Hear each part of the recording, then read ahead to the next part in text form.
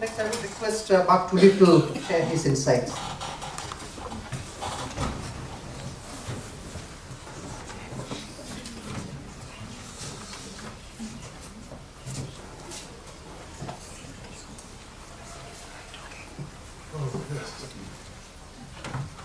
Well, first of all, I would like to say that I'm highly honored to be invited by the two editors to speak here.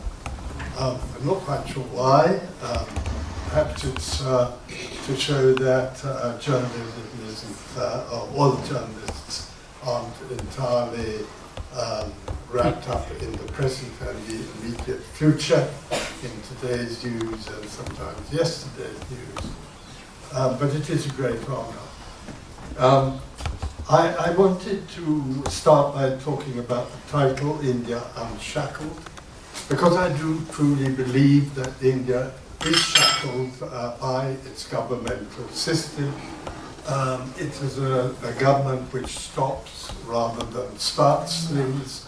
I well remember an occasion when I was in the IIT in Bombay, and the head of the IIT was asked why it was that independent information technology had taken off so well in India.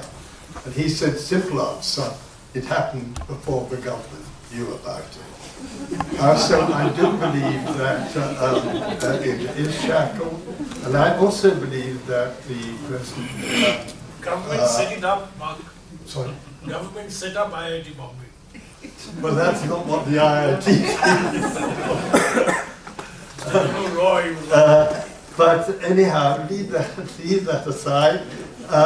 What I want to go on to say this, that whatever I'm saying about the government, I am not saying that government should abandon democracy.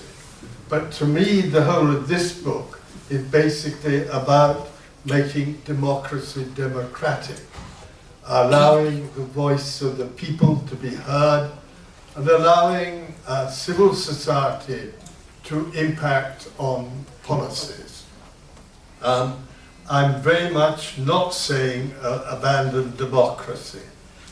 But what I do want to talk about is what seems to me to be one of the key points running through this book. And it is only one of the points, because this is an amazingly widespread collection of essays.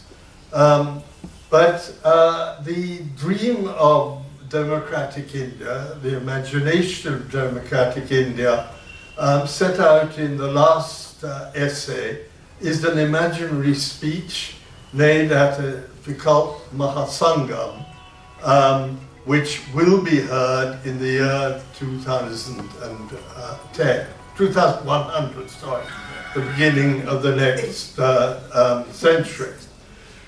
And the imaginary speech is written by the editors. And according to the speaker, India at this stage will have reached a condition in which Marx's vision of each according to his capacity, and each form according to his capacity, and to each according to his need, is recognized. And the imaginary speaker goes on to say, consumerism amongst the hardest of scourges we've had to tackle. And consumerism is the image of neoliberal economics. And one of the themes running through so many of these essays is that neoliberal economics are hostile to the sort of developments that they want to see in the democratizing of Indian democracy. It's consumerism and economic liberalism together. In an essay on the potential of crafts, a wonderful essay which really does make one think about the loss that India faces by not doing more for its craft industries. The author, Uzrama, says, the great tragedy of the Industrial Revolution is that over the last 2 centuries, it has so firmly established the domination of society by the market economy that all other economic systems, however more humane, however more attuned to the natural world they may be, are seen as utopian and impractical. And incidentally, Uzama points out that despite all the lack of support for craft industries, all the competition which comes from industrialization and from the belief that industrialization is the only way to manufacture, millions of yards of cloth are still made by craftspeople in India. And to me that just shows the potential which is being lost. And of course the point about the craft industry is that they are so much more democratic than factory labor, labor in offices, the sort of labor which is what you might call wage slave labor. And what is the extent of the spread of the neoliberal economy? Well, there are lots of quotes about that in the book, but one which particularly struck me was one in the essay about conservation of nature.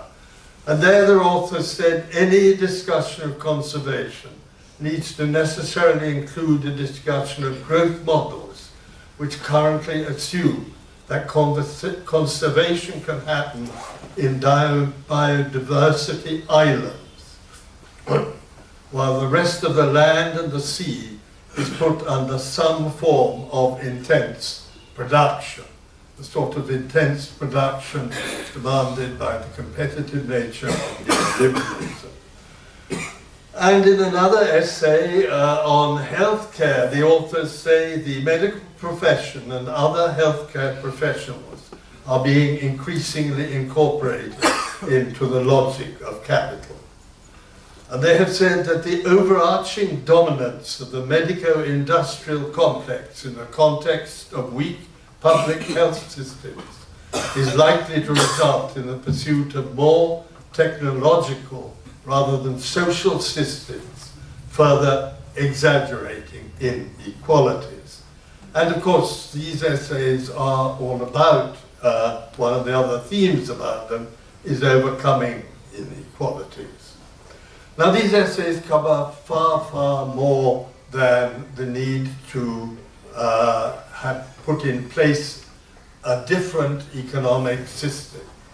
But I do personally believe very strongly in this necessity, and I think it's one we all find it very difficult to face up to.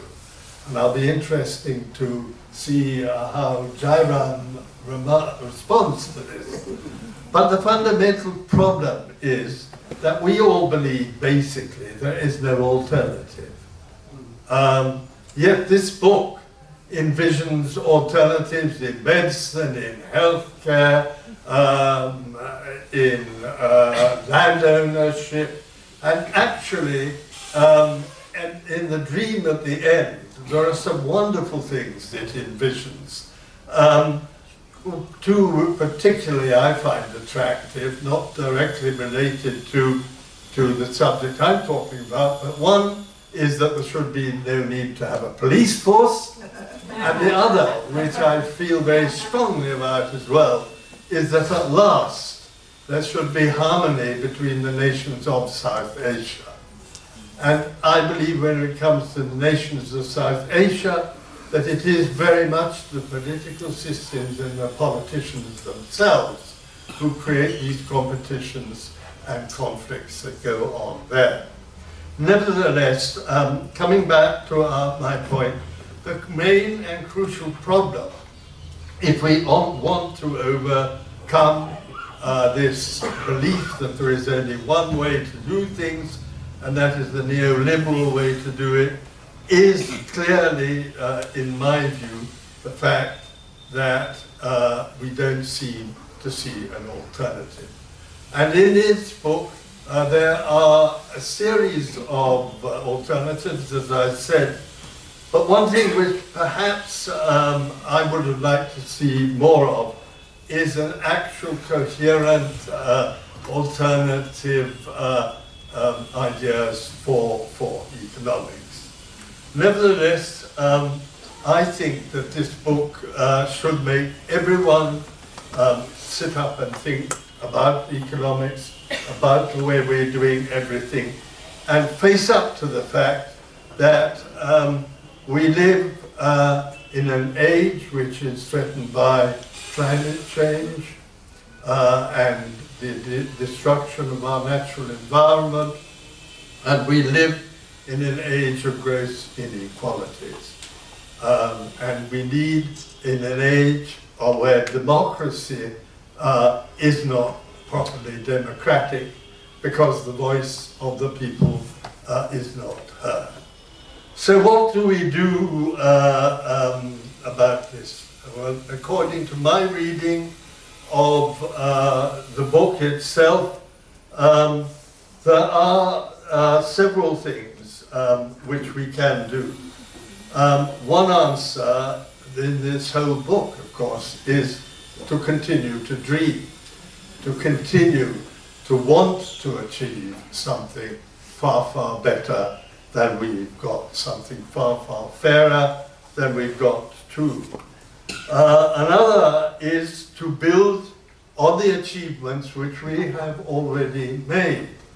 And this book is not short of achievements by any judgment.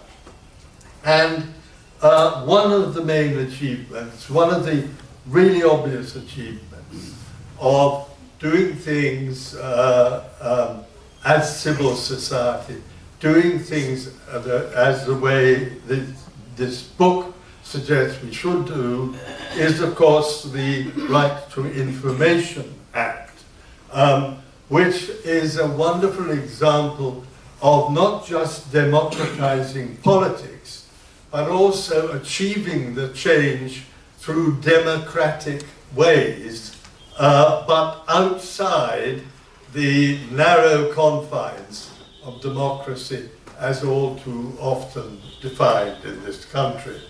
So I just want to end by quoting from what is written in this book by Aruna Roy and her colleagues in the Mazdoor Kisan Shakti Sangha. And they have said that the RTI has shown that a rainbow coalition of the marginalized has a transformative potential for any individual or movement facing unaccountable power. And they see the whole range of movements engaged in participatory democracy as forming a rainbow coalition of people's movements. And they call on all who believe democracy should be participatory and not monopolized by politicians to keep going, keep learning, and to collectively participate in building a better future. And so I think perhaps even the great lesson of these books would be if all the strands represented in this book, all the different organizations represented in this book, formed together a rainbow coalition which became a really powerful voice in India demanding that democracy be democratized. Thank you all very much.